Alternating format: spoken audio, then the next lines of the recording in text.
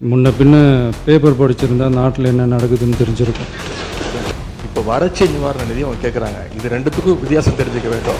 இது வெறும் டெய்லி காலைல பேப்பர் படித்தா மட்டும் பத்தாது. அங்கே அனைத்து கட்சி கூட்டத்தை கூட்டி அனைத்து விவசாயிகளோடு போய் கலந்து பேசி அவங்களுடைய கோரிக்கைகள் என்னன்னு நீங்கள் தயவுசெய்து கேட்டுக்கொள்ள வேண்டும். அரசியலே நாங்கள் தான் அப்படின்னு சொல்லிக்கிறவங்களுக்கு இது எப்படி தெரியாமல் போச்சுன்னு எனக்கு தெரியல. பிரச்சனையை அரசியல் நோக்கத்தில் கொண்டு செல்லாமல் இதில் நீங்கள் குறிப்பிட்டுள்ள இந்த பிரச்சனையை பற்றி மட்டும் படித்துவிட்டு அமருமாறு கேட்டுக்கொள்கிறேன். ஏன் தமிழக அரசு அனைத்து கட்சி கூட்டத்தை கூட்டுவதை தவிர்க்கின்றது என்பதுதான் எங்களுடைய கேள்வி. அப்போ அணைக்கட்டை விட்டது ஏன்னு கேட்டு இந்த மாதிரி சீப் பாலிடிக்ஸ்லாம் நான் பண்ண விரும்பலை. இந்த அரசு ஒரு புது டெக்னிக்கை ரெகுலராக ஃபாலோ பண்ணிட்டு வராங்க. எதையாவது ஒன்று செய்யறதுக்கு முன்னாடி அந்த செய்தி இவங்களே லீக் பண்ணிடுறாங்க. விதியாக தான் நான் பேசுகிறேன். எனக்கு பயப்பட சொல்லி நான் சொல்லுங்க, அவைக்கு பயப்படுங்க, விதிக்கு பயப்படுங்க. உங்கள் சத்யாவில் இப்பொழுது ஆடி அதிரடி தள்ளுபடி.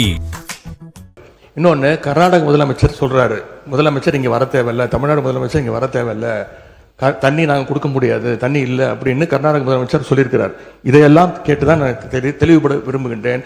முதல்ல தமிழக முதலமைச்சர் கர்நாடகா செல்வதாக இருந்தாரா? அப்படி இருந்தால் ஏன் செல்லவில்லை? இப்பொழுது உங்களுடைய நிலை என்ன என்பதுதான் என்னுடைய கேள்வி. ரெண்டாவது பிரச்சனை, பயிர்க்கடன் தள்ளுபடி பற்றி பேச விரும்புகின்றேன். தேர்தல் வாக்குறுதியில் நீங்கள் கொடுத்த வாக்குறுதி முழு பயிர்க்கடன். நான் இதெல்லாம் அனுமதிப்பதாக இல்லை. உங்களுடைய 56 விதியின் கீழ் கொடுத்திருக்கிற கடிதத்தில் ஒட்டி நீங்கள் நிறைய சொல்லிவிட்டீர்கள். நான் உறுப்பினர்கள் பேச வேண்டும். கவனத்தை ஈர்க்கின்ற அந்த நேரம் முடிந்து விட்டது. நான் அடுத்த உறுப்பினரை பேச அழைப்பேன். எட்டிங்க வேண்டாங்க. நான் என்ன சொல்ல, நீங்கள் பாருங்க, உங்களுக்கு பேசுவதற்கு மாண்புமிகு எதிர்க்கட்சி தலைவருக்கும் மாண்புமிகு எதிர்க்கட்சிகளுக்கும் பேசுவதற்கு நிறைய அவகாசம் வேறு வேறு மானிய கோரிக்கைகள் வருகிறது. அப்போ நீங்கள் விரிவாக விளக்கமாக நீங்கள் பேசுங்க, பதில் சொல்வதற்கு அமைச்சத்தை இந்த ஒரு முடிங்க.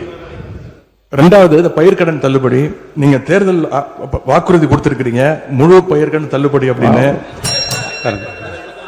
மாண்புமிகு பேரவைத் தலைவர் அவர்களே, மாண்புமிகு எதிர்க்கட்சி தலைவர்கள் கொடுக்கின்ற சிறப்பு கவன ஈர்ப்பு தீர்மானத்தில் அது இடம்பெற்றிருக்கிறதா என்பதை அறிய விரும்புகிறேன். போதும்.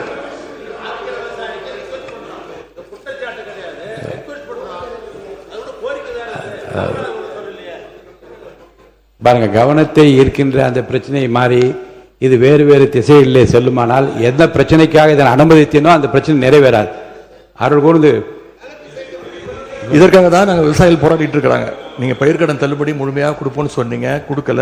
இதையும் சேர்த்து தான் அங்கே விவசாயிகள் இங்கே போராட்டத்தில் ஈடுபட்டு இருக்கிறாங்க. எவ்வளவு டைம் தேவைப்படும் அப்படின்னு சொல்ல வேண்டும். அதே மாதிரி டெல்டாவில் இருக்கக்கூடிய அனைத்து தரப்பு விவசாய சங்க பிரதிநிதிகளையும் சந்திச்சு பேசுகிற மாதிரி முதலமைச்சர் அவர்கள் ஒரு கூட்டத்தை கூட்ட வேண்டும். மூன்றாவதாக, குறுவையில் நஷ்டத்தை சந்திச்சிருக்கக்கூடிய விவசாயிகளுக்கு இந்த அரசு உரிய இழப்பீடு வழங்கணும்னு கேட்டுக்கொள்கின்றேன். எங்களுடைய ஆட்சியில் 6.5 லட்சம் ஹெக்டேர் அளவுக்கு குறுவை சாகுபடி நடந்துச்சு. ஆனால் இன்றைக்கு இந்த வருஷம் இந்த ஆட்சியில் வெறும் 1.5 லட்சம் ஹெக்டேர் அளவுக்கு தான் குறுவை சாகுபடி நடந்திருக்கு. நீங்க ஸ்பெஷல் பேக்கேஜ்னு சொல்லி 134 கோடி அறிவிச்சிருக்கிறீங்க. அதை எத்தனை பேருக்கு கொடுத்திருக்கிறீங்க என்பதை இந்த அவையில் தெரிவிக்க வேண்டும். ஏதாவது கணக்கெடுப்பு நடத்தியிருக்கிறீர்களா? மாண்புமிகு பொதுப்பணித்துறை அமைச்சர்.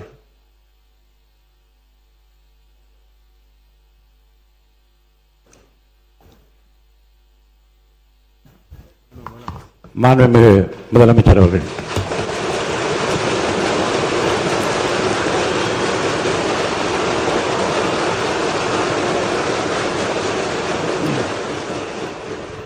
மாண்புமிகு பேரவைத் தலைவர் அவர்களே,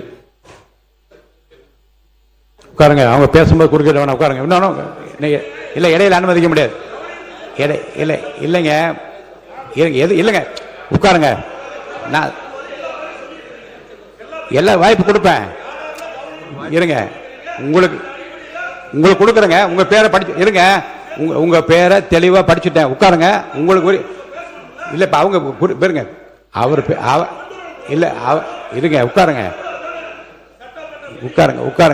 விதிகளின்படி தான் நடக்குது. உட்காருங்க. நான் சொல்றதை கேட்டு.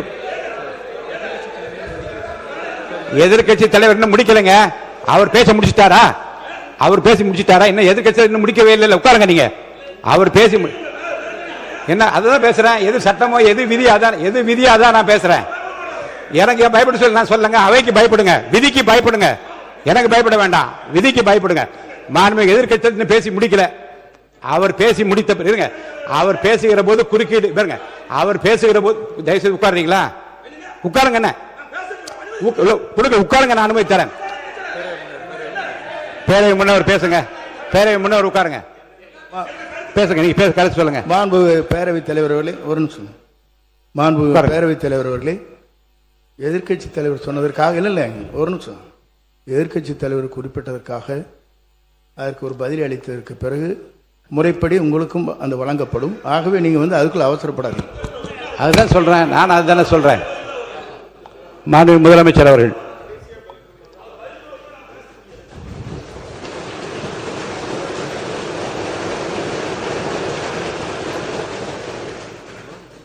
மாண்புமிகு பேரவைத் தலைவர் அவர்களே, காவிரி விவகாரத்தில் எதிர்கட்சி சில விவரங்களை கேட்டிருக்கிறாங்க. காவிரி நமக்கு உயிர் ஆதாரம், நம்மளோட உணர்வு ரீதியான ஒன்று. அதனால் அதை வச்சு அரசியல் பண்ணுற எண்ணம் துளி கூட நம்ம அரசுக்கு இல்லை.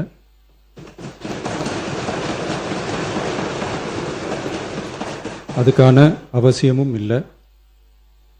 மேகதாது விவகாரத்தில் நாம் எல்லாரும் சேர்ந்து தான் தீர்மானம் போட்டோம்.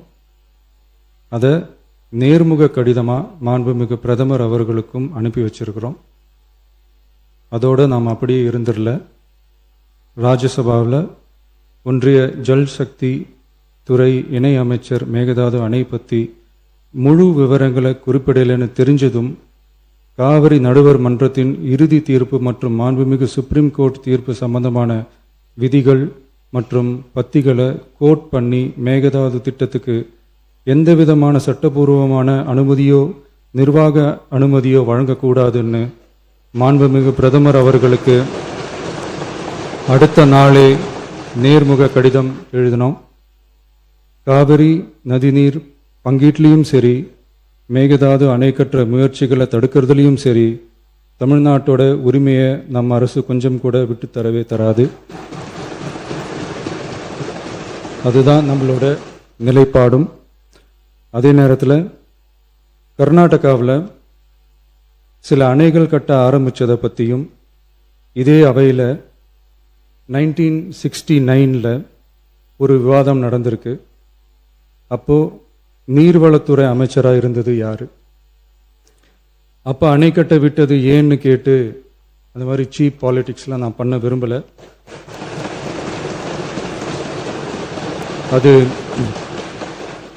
அது நம்ம நோக்கமும் இல்லை.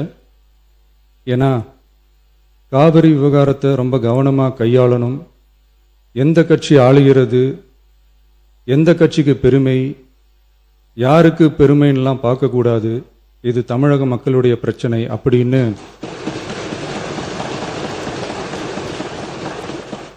அப்போ இருந்த எதிர்க்கட்சி தலைவர் திரு கருத்திருமன் அவர்கள் சொன்னதை இந்த சபையில் சொல்ல விரும்புகிறேன்.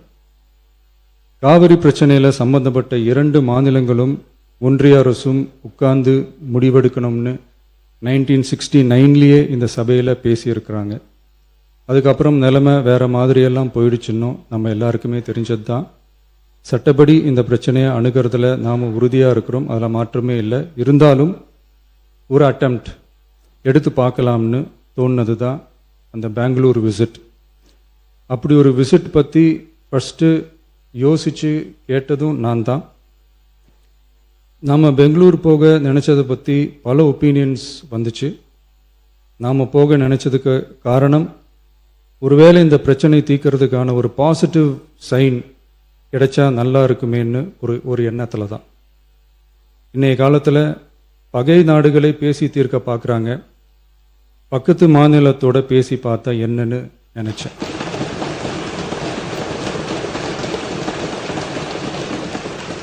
அதனால தான் அப்படி ஒரு அட்டெம்ப்ட் எடுக்க நான் ட்ரை பண்ணோம். ஒருவேளை அந்த அட்டெம்ப்டில் ஒரு அவமானம் நேர்ந்தால் என்ன செய்யன்னு சில பேர் கேட்டாங்க. அப்படி நடந்தால் தமிழ்நாட்டு மக்களுக்காக அதையும் தாங்க தயாராக தான் இருக்கேன்.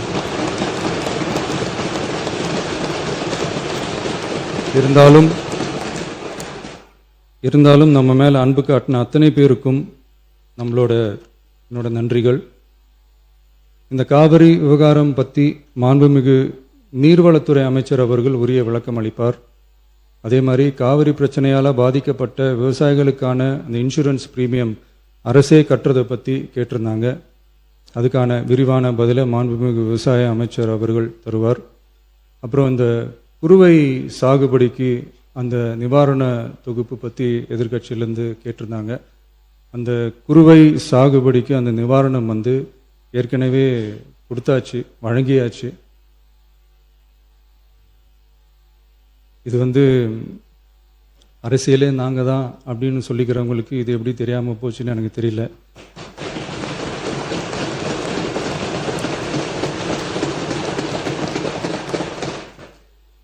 முன்ன பின்ன பேப்பர் படிச்சிருந்தா நாட்டில் என்ன நடக்குதுன்னு தெரிஞ்சிருக்கும்.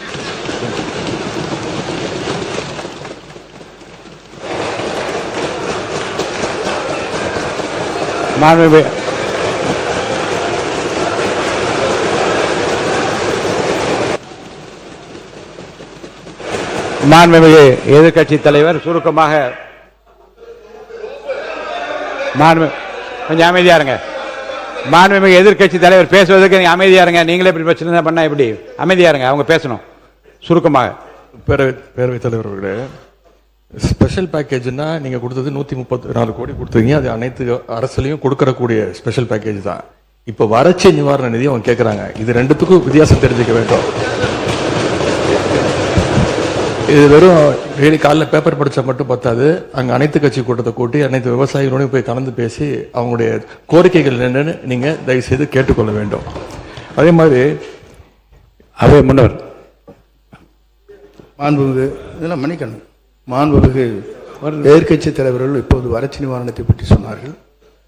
செப்டம்பர் இறுதி வரையிலும் பார்த்துவிட்டு தான் வறட்சி நிவாரண பணிகளை ஆற்றுவது வழக்கம். அவை அதை குறிப்பிட விரும்புகிறேன்.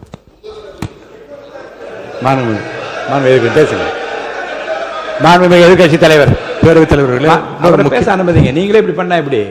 மாண்புமிகு எதிர்க்கட்சி தலைவர் சுருக்கமா முடிச்சு. தலைவர்களே, நாங்கள் இன்னொன்று திரும்பி கேட்பதுதான், கர்நாடகாவில் அவங்க அனைத்து கட்சி கூட்டத்தை கூட்டி முன்னாள் முதலமைச்சர்லாம் வர சொல்லி அவங்களுடைய கோரிக்கைகள்லாம் கேட்டுக்கிட்டு இருக்காங்க, தொடர்ந்து கேட்டுட்டு இருக்காங்க. இந்த தாவேக அரசு ஏன் அனைத்து கட்சி கூட்டத்தை கூட்டுவதற்கு என்ன உங்களுக்கு பயம், என்ன உங்களுக்கு தயக்கம் என்பதை நான் கேட்டுக்கொள்ள விரும்புகின்றேன். அதே மாதிரி குறுவை பாதித்த சம்பவம் இன்னைக்கு கேள்விக்குறியாக நிலையில விவசாயிகளுடைய தொடர் கோரிக்கை டெல்டா மாவட்டங்களை வறட்சி பாதித்த மாவட்டங்களாக அறிவித்து அதற்கான உரிய நிவாரணங்களை அவங்க தொடர்ந்து கேட்டுட்டு இருக்கிறாங்க. எனவே அதையும் இந்த அரசு செய்ய வேண்டும் என்று கேட்டுக்கொள்கின்றேன். நன்றி. இந்த வீடியோ உங்களுக்கு பிடிச்சிருந்தா மறக்காம லைக் பண்ணுங்க, ஷேர் பண்ணுங்க. இதே மாதிரி தொடர்ந்து நிறைய இன்ட்ரெஸ்டிங்கான வீடியோஸ் பார்க்க வீ டாக்கீஸ் சேனலை சப்ஸ்கிரைப் பண்ணுங்க.